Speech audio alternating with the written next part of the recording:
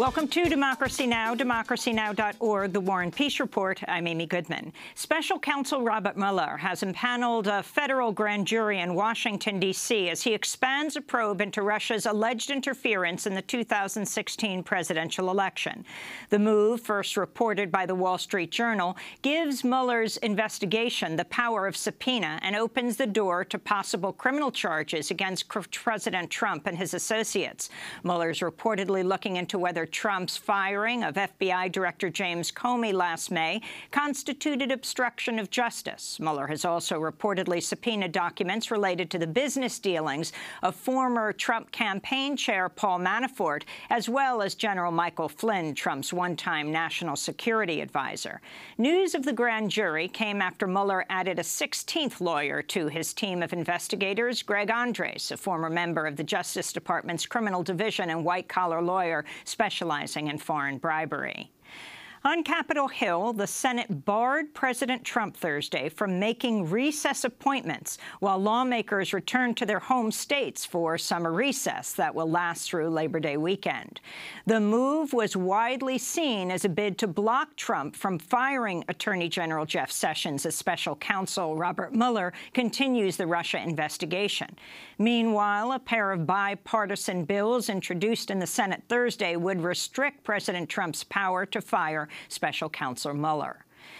President Trump urged Mexican President Enrique Peña Nieto not to publicly state his opposition to Trump's plan to build a border wall and have Mexico pay for it.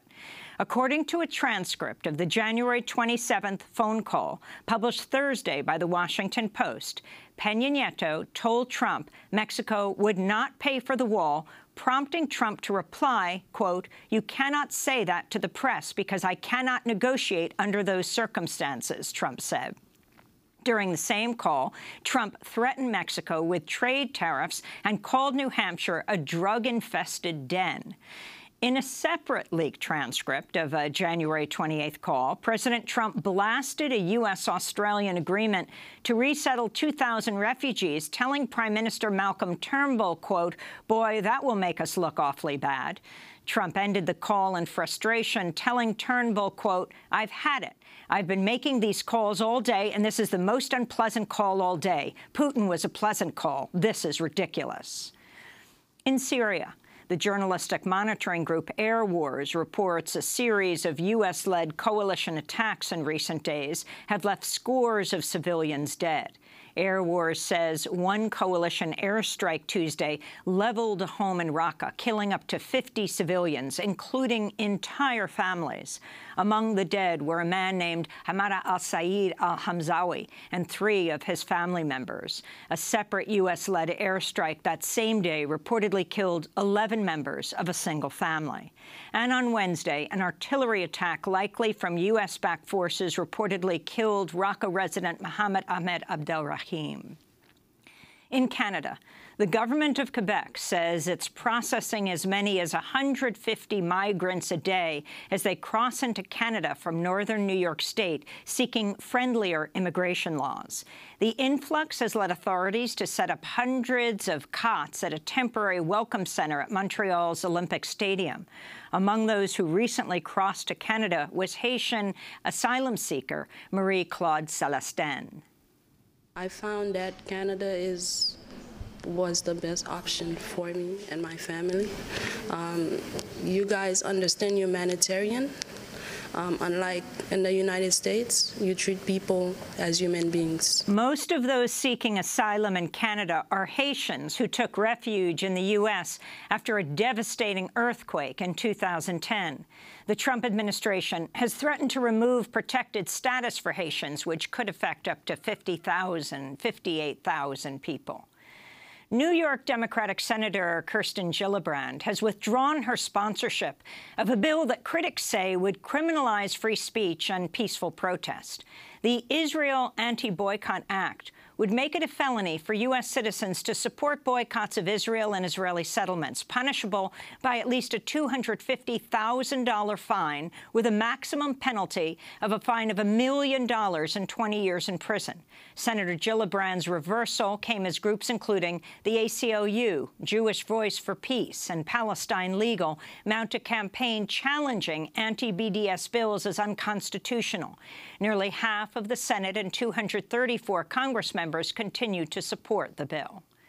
In Nicaragua, Amnesty International has accused the government of a campaign of harassment against activists challenging a proposed $50 billion canal linking the Atlantic and Pacific Oceans. Campesinos say the project could devastate the environment while displacing up to 120,000 people. This is Amnesty International lawyer Erica Guevara-Rosas. This canal, whose construction has not yet begun, has in 4 years seen threats, grave human rights violations against the communities and the organizations which accompany them in their fight and resistance, because there have been incidents of repression by authorities towards communities that are demanding information from the government. In one incident last December, activists say federal police attacked a campesino protest caravan with tear gas and both live and rubber bullets. Back in the U.S. and West Virginia, hundreds of protesters gathered outside an arena in the city of Huntington Thursday as President Trump rallied thousands inside for a campaign-style event. The protesters largely ignored a so-called First Amendment area set up by city officials 2 blocks from the arena and instead protested just outside the entrance to the venue.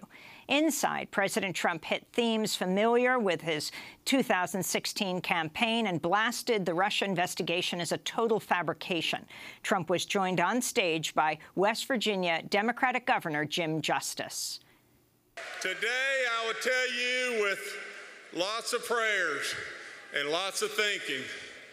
Today, I'll tell you as West Virginians, I can't help you anymore being a Democrat governor.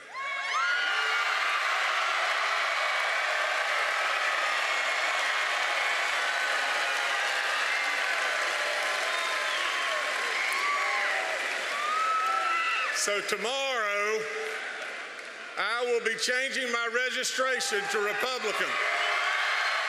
Governor Justice's address was interrupted when Trump supporters tore a Mexican flag away from an anti-Trump protester in the stands while security guards escorted other demonstrators from the arena.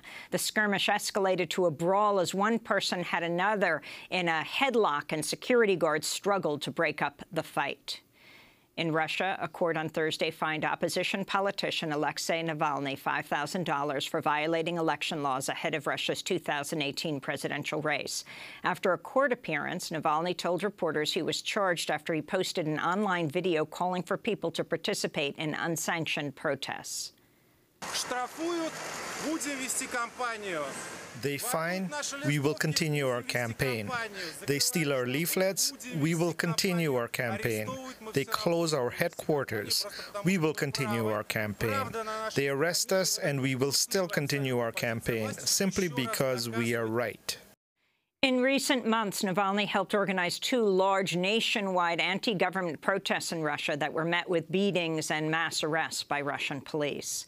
In Japan, Prime Minister Shinzo Abe will lead commemorations Sunday and next Wednesday for the 72nd anniversary of the U.S. atomic bombings of Hiroshima and Nagasaki. Last November, the mayors of both cities invited President Trump to join ceremonies marking the anniversary to follow up on President Obama's historic trip to Hiroshima in 2016. President Trump did not accept their invitation. A former guest who appeared regularly on the Fox News channel says a senior producer solicited sex in exchange for a paid job at the network.